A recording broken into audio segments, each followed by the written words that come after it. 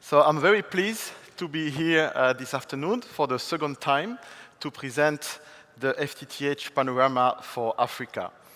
Indeed, I was already here last year, but last year it was a different exercise. This year, it's really the first time we are really doing a bottom-up approach.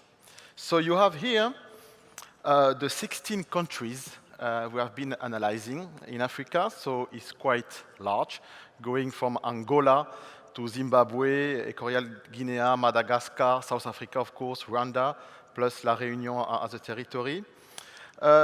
As I was saying, it is really a bottom-up approach. So we try for each player to have information directly in terms of figures, subscribers, or home pass, the technology investment. And this is done for the date of June of this year, to have time, of course, to prepare this exercise. On the methodology, we try to exchange with the network players, but I'm sure it will progress in the years to come because we have to be known by the players here in Africa to have this kind of exchange going on. So in the result, IDAT delivered to the Council Africa a huge data set by country and also by players to know exactly what's happening. So if we look at the general overview of fiber in Africa, first, to come back on the context of sub-Saharan Africa.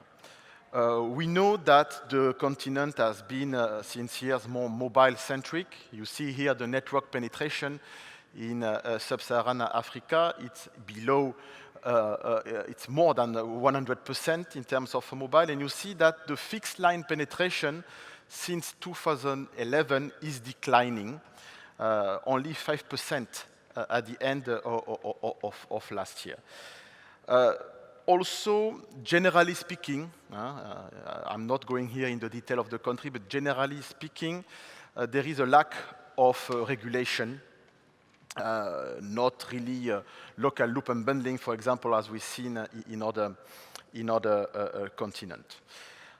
Wireless has been deployed very aggressively in the continent, the kind of leapfrog directly to wireless network. Just to mention that at the end of last year, we had more than 100 active 4G networks in 43 countries.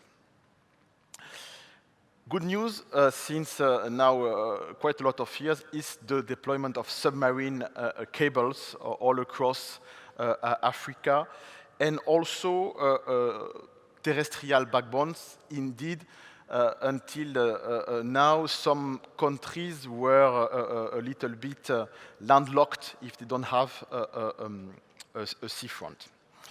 So as you can see here, backbones are progressing. And this is good news, of course, for the access, because it's the first network you need before doing a final access.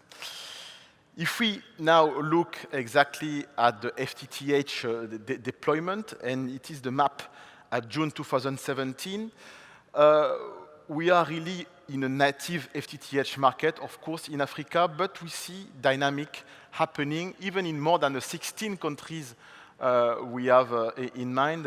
We have pointed out 17 countries, not massively deploying for most of them, but starting deployments, especially in the main cities. So you see it's gonna from the west part of Africa, like Ghana or Nigeria or Cameroon or Equatorial Guinea, till the south, of course, with South Africa, Lesotho or Zambia, and to the east, going up to Kenya, Rwanda or Tanzania, and of course, Mauritius.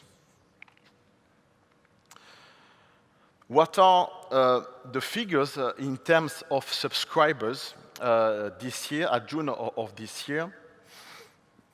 You see here different leagues. Without doubt, South Africa is leading the way. We have estimated a little bit more than 600 650,000 fiber subscribers in Africa, in South Africa. Then we have the top 5. In the top 5 countries, we have to mention Mauritius, of course. I will go into detail of the countries later on. We have Mauritius, around 200,000. We have Angola, quite clear. Kenya is only number 4, and I will explain why, and Tanzania. Here you have the top 5 countries in the SSA. Then we have another league with 4 other countries and the territory between, I would say, 50,000 FTTH subscribers and 15,000 FTTH subscribers. I have to mention here La Réunion, then Zimbabwe, Mozambique, and Nigeria are in this league. And then we have the very native market in 2 categories. One category around 3,000 subscribers, such as Gabon, Cameroon, or Madagascar, and the very native, less than 500,000, such as Rwanda, Equatorial Guinea, Lesotho, or Namibia. So this is basically the picture today in terms of subscribers. What we did also this year, we tried to differentiate what are the typology of players involved in FTTH business on the 16 countries. First is the figures. We have analyzed 54 projects in the dataset at June. First indication is that in nearly all the 16 countries, incumbents are involved in FTTH business. We point out some exceptions, such as in Equatorial Guinea, Nigeria, Rwanda, or Tanzania. Alternative ISPs are quite active. 35 up to 54 players are alternative operators involved in fiber business. This is the case in Kenya with Wananchi Group, Zuku, La Réunion with Ziop, or in Nigeria, here, of course, in South Africa, and in Tanzania. There is a movement, also not really a movement, but some examples here and then of utilities involved in FTTH. This could be a model, maybe, that will have more success in the future. We can point out Kenya with a partnership between Safaricom and Kenya Power. We can point out also Zambia, where there is a joint venture between Liquid Telecom and the CEC in the countries. And you see, so in terms of repartition, as I was saying, 76% of the FTTH initiatives are in the hands of alternative ISPs. I would like now to go more into detail in the countries of what's happening in terms of FTTH rollout. The first country is the leader, as I was saying, is South Africa. We have today a mature telecom market in terms of mobile density, especially. It has been said during the conference, one of the challenges of the country is that it is CapEx intensive because of the low population density in part of the country. We have a specificity of the homeowners association involved in tender promoting FTTH in the communities. It has been said also, South Africa is really the land of open access. We have several players involved in open access, like the award designed to Vumatel, but we have also OpenServe from Telkom and others, Link Africa, and others listed here. And we have also a true ecosystem of retailer service provider addressing the market through this open access operator. The growth is around 14% in terms of subscribers. And it has been challenging to estimate the number of home pass, so I'm sure it will be more precise next time, but we estimate more or less around 1 million home passed in the country, but it has to be confirmed. Second on the podium is Mauritius. We have seen also the award for Mauritius Telecom, a small country, 1.3 million inhabitants, well deserved in terms of cable. They have already 3 cables, and there is 2 more planned also to link Mauritius. We have seen the role also of the government with this national broadband policy and the goal in 2020 to have access for everybody at 100 meg. Mauritius Telecom is dominating the broadband market, and he has done a tremendous deployment in terms of FTTH, with the goal at the end of this year to complete the coverage of the island, which is counting nearly 400,000 households. There is no really challengers or alternative telcos in front of Mauritius Telecom. Bharat Telecom announced, but nothing happened. There is a movement coming from Power Utility, but for the moment, Mauritius Telecom is nearly alone on the FTTH business.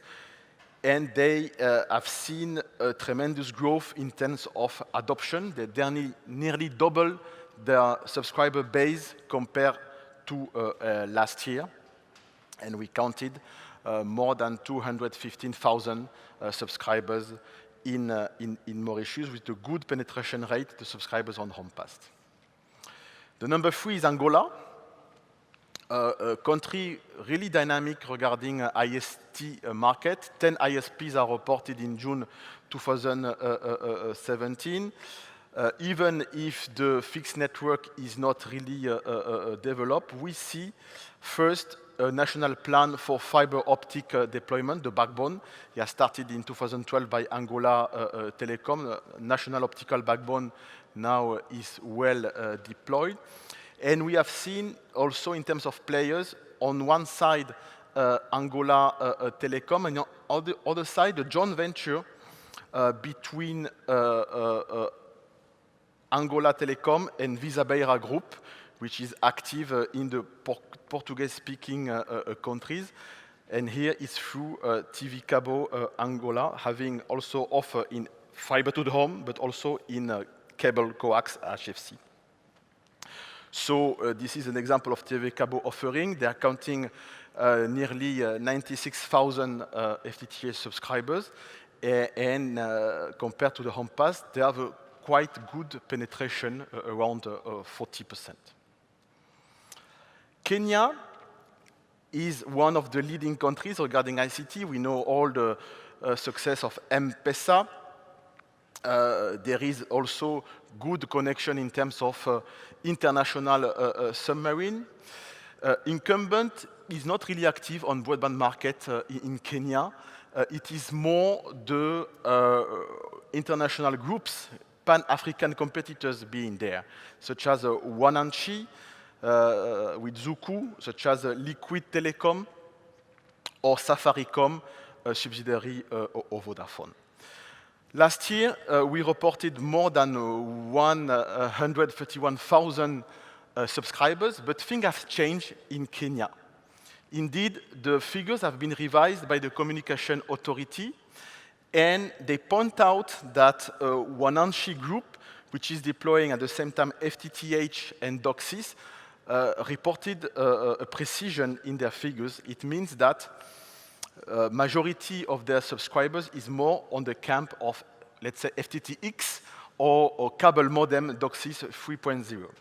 So that's why today the figures for Kenya have been revised to less than 60,000 FTTH subscribers. But if you had the 100,000 DOCSIS subscribers, then you will be more than 150,000 subscribers. But to count exactly fiber, it is today 58,000. Tanzania is also on the league. There is a national fiber optic backbone. There is competition with the 7 main ISP. And we count today a little bit more than 50,000 FTTH subscribers. We have 4 ISPs involved in the Tanzanian market. We have CTV Tanzania. We have also Liquid Telecom with Raha. We have Maisha Broadband, an alternative operator mainly present in Dar es Salaam, and Simbanet of Wananchi Group being there. So this is the kind of offer we see here in Tanzania coming here from Raha, from Liquid Telecom. Zimbabwe is also here on the league. We know that it is a landlocked country. Access is done via Mozambique or via South Africa. Penetration of DSL was quite low, but in the recent years, we have seen here also involvement of FTTH players. One of the first is Liquid Telecom Econet with the Zoll brand. The incumbent also, Tel1, decided this year to make an expansion of his FTTH network. So let's see what's happening in the year to come. Then we have others, players such as Velocity or Yo or the PowerTel. So we had more or less 20,000 subscribers in Zimbabwe, and this is the kind of offering we have with a nice Leopard in the Econet.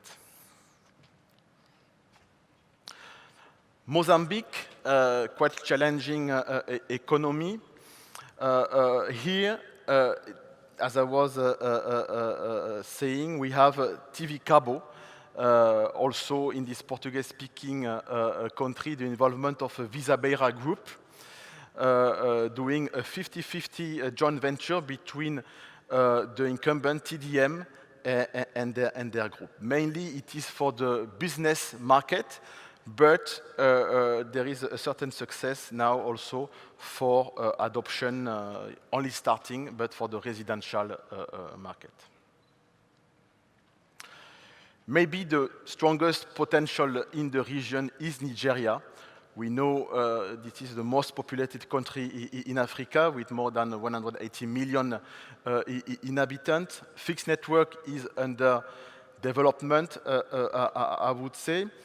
Here we have a national plan also for fiber optic, especially with the open access broadband strategy. Two main players in the country, MTN, which is up to now the wireless, the leader in the wireless market, is today pushing FTTH service via MTN Business, so most of the time for businesses. And we have another also provider called EPNX. Native market, as I was saying, less than 15,000 subscribers at the middle of last year, and you see the kind of offering here coming from MTN in Nigeria. To conclude, the global figures for Africa, last year we were less than 1 million. This year, for sure, we have more than a million, nearly 1.3 million FTTH subscribers in June 2017. It represents a growth of 33% for the SSA. Last year, we had two countries entering the global ranking. They are still here, of course. We have South Africa, progressing at 4.2%. I remember you, the global ranking is a total of subscribers on the total of homes of the country. Mauritius is progressing quite quickly, and today they are really in the top worldwide league, representing nearly 54% of the penetration on household. We have a new entry in the global ranking. This is Angola, with 2.3%. They are today in the league, and La Réunion, also as a territory, is around 16%. In matter of conclusion, well, we can say that incumbents have not really invested in copper network. So I see this really as a driver because there is no competition in the fixed network. It will be fiber or nothing. Many governments are involved in national broadband plans. We have seen the examples in many countries, but sometimes regulation is not very active to maintain a competition. Open access can be a clear driver for fiber. Of course, here in South Africa is the land of open access, but we see here and then some initiatives also coming. Pan-regional players are key in the region. I have mentioned several times Liquid Telecom in several countries. I can mention also MTN. I can mention Wananchi Group. And I can mention Visa Beira Group, also active in two countries. We can add other players such as Vodafone or Orange. Businesses are really addressed first for fiber in some countries in Africa, but it's changing now. It's changing now because residential people are demanding from content. There is content in Africa. There is also key worldwide players on the content league, such as Netflix today addressing Africa with a 4K television offering. So this will be a clear driver to address residential FTTH for Africa. And it has been said also for the mobile of tomorrow, for 5G, this fiber will be needed for the backhauling of the small cells in particular. So this will fuel FTTH business plan. What could be the next step for FTTH and FTTX panorama in Africa? Well, we have to overcome the challenge to obtain clear figures on home passed. So we really hope that the collaboration will be more and more intense with the network deployers and our team to have the good information, and also to have a exchange of information, because some telcos don't want to publish, don't want to share their figures, but I'm sure it will evolve in the years to come. We have now a bottom-up approach for Africa. This is really good. It is the way it is done for other councils in the world. I'm sure that other markets will appear on the list to be to start fiber to the home. Maybe Ethiopia is one candidate, and we have in mind the potential of countries such as Cameroon, Gabon, or Madagascar. Also, West Africa have not been very active until now, but I heard some things be planned in countries such as Senegal, Ivory Coast, or Togo, or Ghana, and this will fuel maybe the FTTX forecast. This is what IDAT is doing in terms of research on FTTX and gigabit. So if you want to know more on what we are doing, please feel free to come back to me. We are also publishing the Digiworld Yearbook, Our Vision of Africa and Middle East, and I have a few copies in my basket, so I can share this with you. Last slide was, last year I present you my son, Jules. He was not happy because we didn't have fiber in our home. So he was not really happy, but things have changed because until now we have fiber since 2 weeks. So as you can see, he's very happy. Thank you very much.